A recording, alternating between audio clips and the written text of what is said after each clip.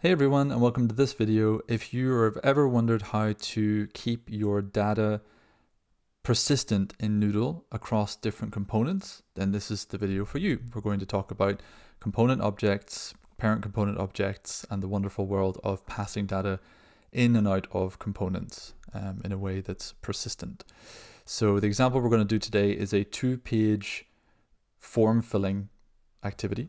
So imagine you've got an onboarding form or a sign up form, and you want to have page 1 with first name, etc. Page 2 maybe with some profile details, but you want people to be able to go back and forward between the two pages. Well, let's see from scratch how we do that. I'm not just going to look at the component object. I'm going to go from scratch and see how we would do that with a component stack with 2 components and the component object holding the data for you. So let's use the start page as our example page.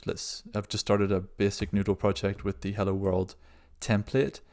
Let's add a component. So let's add a top bar just to be a bit sort of consistent with the text.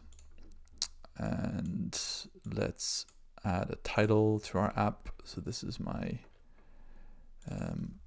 wonderful component app or whatever. We'll make it nice and big and give it a bit of padding because I don't want it to look too silly. Okay, and 20 at the bottom, obviously. Okay, and whatever. Perfect. Now we're going to add a component stack. A component stack is a placeholder in your app structure. So we've got our group at the top with our title. And under that, we're going to have a component stack. At the moment, there's nothing in there. It's just a placeholder for components. So you can have a list of components. Let's add a couple in. We'll call this one page 1.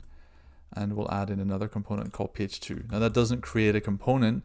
That just also creates a placeholder for where we can push component 1 and component 2, which you'll see in a second. We can give it a name. We'll call it something unique. So we'll call it the onboarding one, onboarding component stack. And we can also use routes as well if we want to have a path for this. So this could be onboarding page 1, for example, which would come up in the URL bar at the top. Remember that we're working with Noodle, which is based on React. And so we're not actually creating paths that are pointing to literal HTML files. They're internal paths that do have a path in the browser URL bar, but don't actually exist in terms of indexed HTML files that exist inside your project. There's only one HTML file that's the indexed HTML. So these are just kind of fake paths, but they will still work. They will still be visible in the URL bar at the top, which is nice. But we don't have any components yet, so that ain't good. We can't put anything in our component stack. Let's create a page 1 component. And we're not going to create the page 2 yet because I might just duplicate it because I'm lazy. So here's the page 1 component. We're going to put in an input just as an example. So let's say this is the part where they put in their email, for example. No, not text. What am I doing? Crazy. I'm crazy. A placeholder. Email. It's going to be an email field. We're going to attach it to the group. And we're going to make this group content height.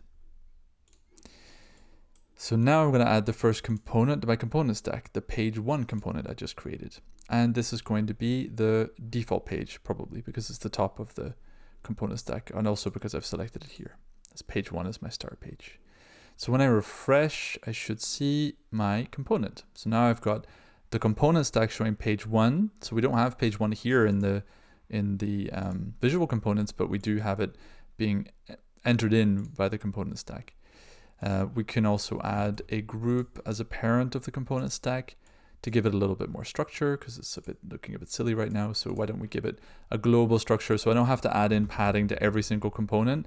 I can add in padding to the parent, knowing that I always want to have 20 padding on each side to keep things looking a bit nicer. I didn't add in a label, so I should do that. Add in a label to this. It's going to be email. And we're going to make it max width 300 because it looks a bit too long. It's very silly. And why don't we also add that this group is going to have all of its contents centered. And then in the component stack, we're going to say that this group is hugging content width and height. And, oh, why is it not centering? Oh, because the component stack's not centered. I'm silly. Excuse me. You can't do that. The component stack is going to take up the full width no matter what. So we need to make this group centered within the component stack. There we go. It looks silly, but it's just for the example. Now we're going to add in a second, no, we're going to add in a button. It's going to be next, no, button.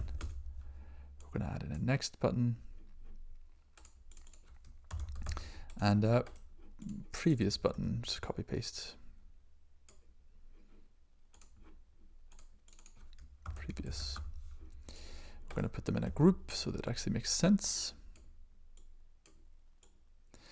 And we're going to make this a horizontal group. We're going to give it spacing. And we're going to say that this is going to have vertical gaps, so it's a bit better. There we go. So we're on page 1 at the moment. Maybe I'll actually put in a text so you can see which page we're on so we know where we're at. So this is page 1.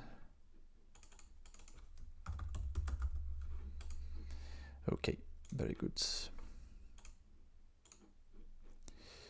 All right, so now we have page 1 in our component stack, and the next and previous buttons need to do something to make that go to the next component or the previous component.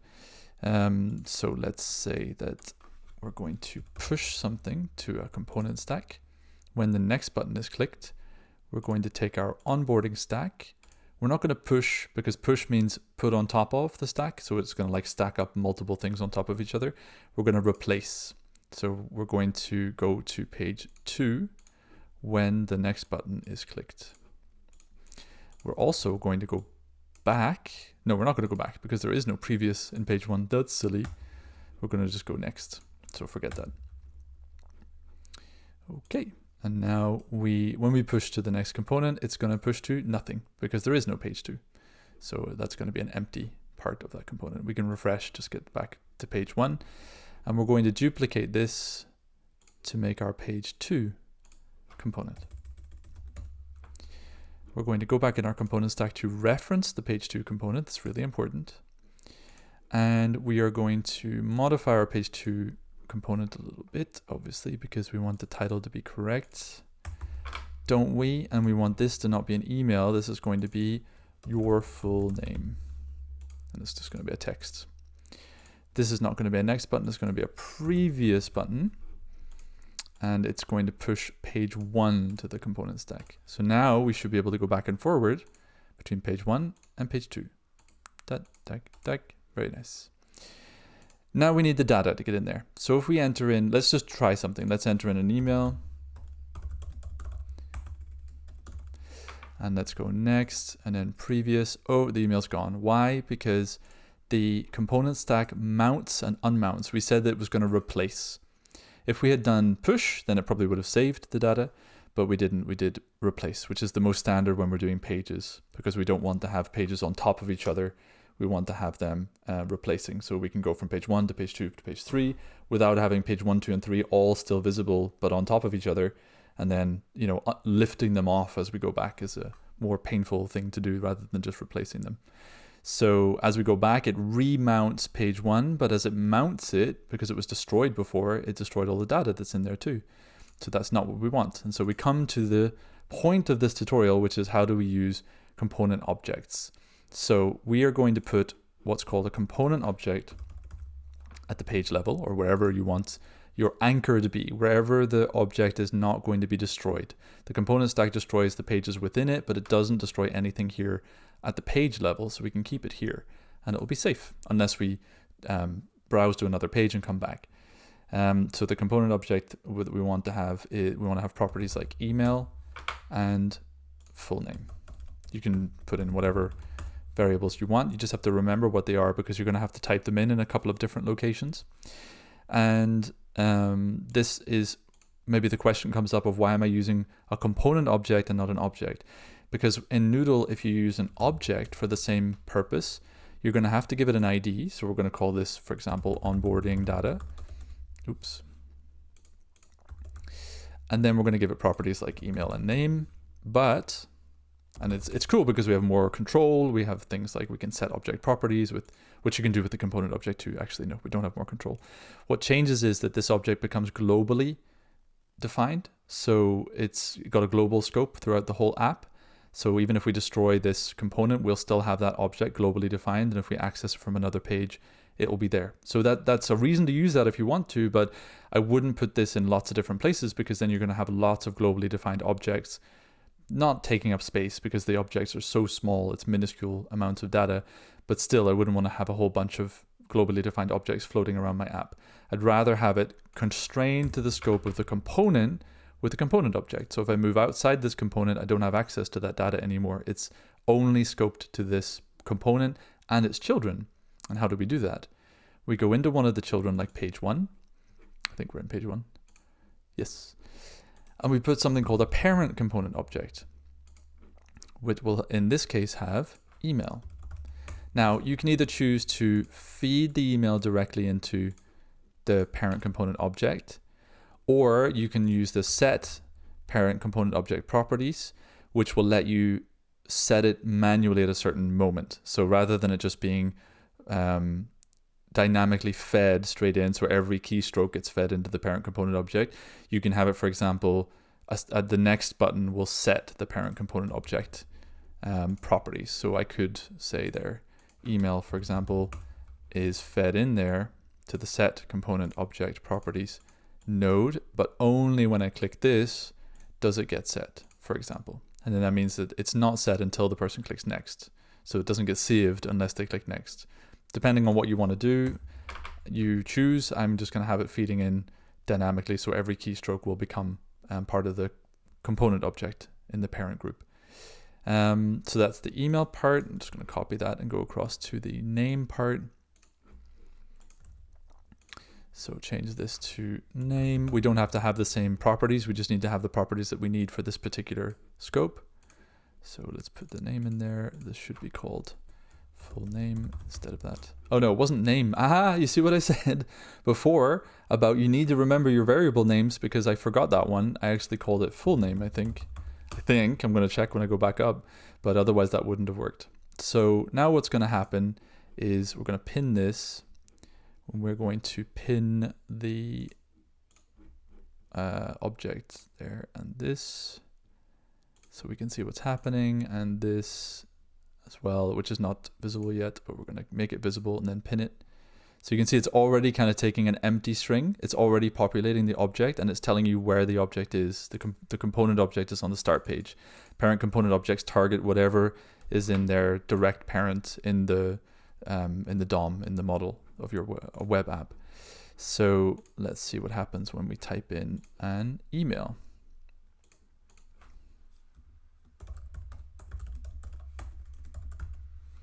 So you can see that it's filled there, and on the start page, it's also filled here. So we could use this and take it out, use this email property in another object if we wanted to, which is great. Now we have it at the top level, but what happens if we go next and previous? It's still blank. Why is that? Well, that's because when we went and destroyed and rebuilt it, it rebuilt the email with an empty string, which then fed. This is why I said maybe it's better to have it as a set parent component object properties node.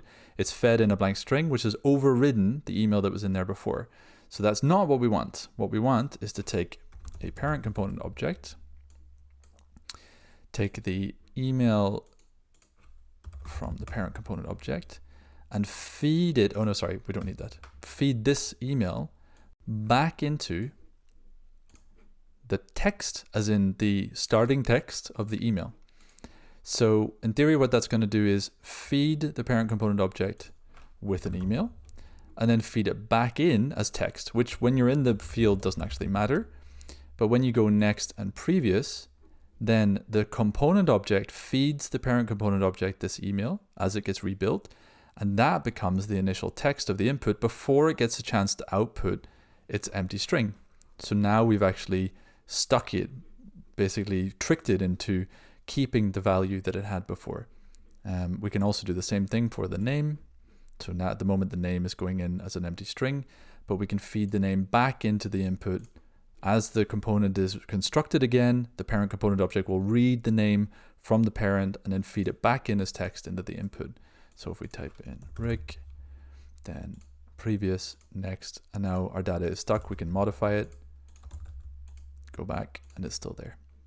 So that is how to use parent component objects and component objects to be able to keep data persistent across a component stack or other elements that are being mounted and unmounted, which would normally delete their data, but we keep it stored in this handy little location that's persistent, which is at the page level, and then feed the data back down into the children through the parent component object node. So I hope that was useful, and I'll see you in the next one.